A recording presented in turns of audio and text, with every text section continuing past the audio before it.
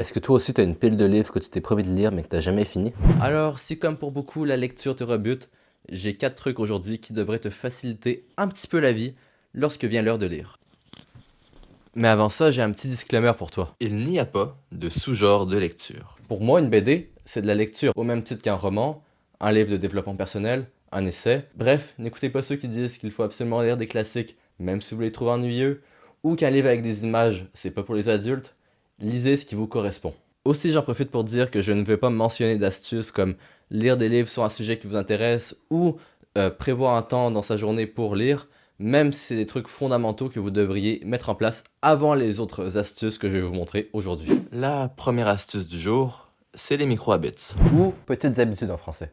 Alors le principe, c'est de mettre en place de petites habitudes qui prises individuellement semblent insignifiantes, mais une fois mises en commun, elles permettent de déclencher une étincelle de motivation qui permet ensuite de construire une habitude durable sur le long terme. N'oubliez jamais, l'action précède la motivation. Parmi les exemples de micro-habits, on peut notamment mentionner l'idée de faire 1 minute de méditation par jour, ou de sortir marcher dehors pendant 5 minutes, ou encore d'étirer un groupe musculaire par jour. Dans le cas qui nous intéresse aujourd'hui, soit la lecture, ça pourrait être une bonne idée de lire 2 pages par jour. Pourquoi 2 pages? Déjà, c'est mieux que rien.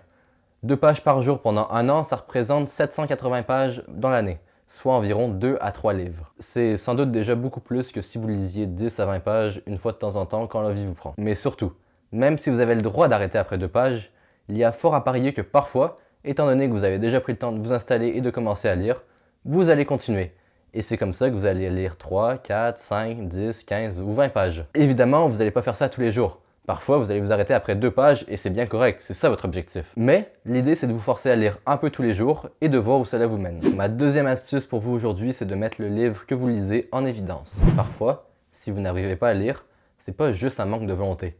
Ça peut aussi être un oubli. Car le plus dur quand on veut bâtir une habitude, c'est de s'en souvenir au début. Alors, l'idée, c'est de poser votre livre à un endroit où vous allez le voir et surtout un endroit approprié à la lecture. Par exemple, évitez de mettre votre livre dans votre voiture ou sur votre bureau de travail. Car certes, vous allez le voir, mais vous aurez sans doute pas le temps de lire à ce moment-là. À la place, posez-le près de votre lit, ou dans la salle à manger, ou même dans votre salle de bain. J'ai même un truc supplémentaire pour vous. Ne vous contentez pas de le poser dans la pièce en question. Posez-le de manière à ce que vous soyez obligé de le prendre et de le déplacer. Par exemple, ne le posez pas sur votre table de chevet. Posez-le sur votre oreiller, ou ne le posez pas dans la salle à manger. Posez-le sur la chaise où vous mangez. Comme ça, inconsciemment, vous allez réaliser la première étape vers la lecture, qui est de prendre le livre dans vos mains. Ma troisième astuce pour vous aujourd'hui, c'est la règle des 50. Tout d'abord, je tiens à mentionner que le meilleur moyen de se dégoûter de la lecture, c'est de lire un livre qui ne nous intéresse pas. Alors, ce que vous allez faire, c'est de lire les 50 premières pages de votre livre avant de déterminer si vous voulez oui ou non poursuivre la lecture de celui-ci. Alors, pourquoi 50? Tout simplement, c'est une règle qui a été suggérée par Nancy Pearl, une autrice américaine. Évidemment, vous n'êtes pas obligé d'appliquer cette règle à la lettre. Vous pouvez très bien arrêter après 40 pages ou 75 pages. L'idée, c'est juste de donner une chance au livre sans pour autant vous forcer à le continuer s'il ne vous plaît pas. Car encore une fois, c'est le meilleur moyen de se dégoûter de la lecture. La quatrième astuce aujourd'hui, c'est les livres audio. Alors pourquoi est-ce que je suggère cette astuce alors que ce n'est pas vraiment de la lecture? Tout d'abord, c'est le meilleur moyen de lire si vous n'avez pas le temps. Alors oui, certains vous diront que si vous n'avez pas le temps, vous devez le créer, certes. Mais lorsqu'on veut créer une nouvelle habitude, qui plus est nous rebute un petit peu, trouver la motivation pour créer le temps dans notre journée, c'est pas toujours facile. Alors profitez du temps où vous faites rien,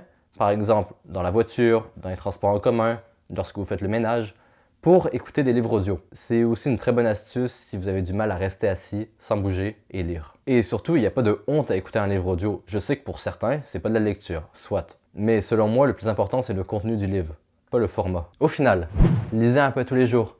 Mettez-vous en place des moyens pour vous rappeler de lire. Et surtout, ne vous limitez pas. Ne vous limitez pas aux livres physiques. Ne vous limitez pas aux classiques s'ils ne vous plaisent pas. Lisez ce qui vous plaît. Le plus dur, c'est vraiment de bâtir l'habitude. Une fois que l'habitude sera en place, ce sera non seulement beaucoup plus facile de lire, mais surtout, vous n'aurez plus à lire à tous les jours pour avancer dans vos lectures. Finalement, amusez-vous.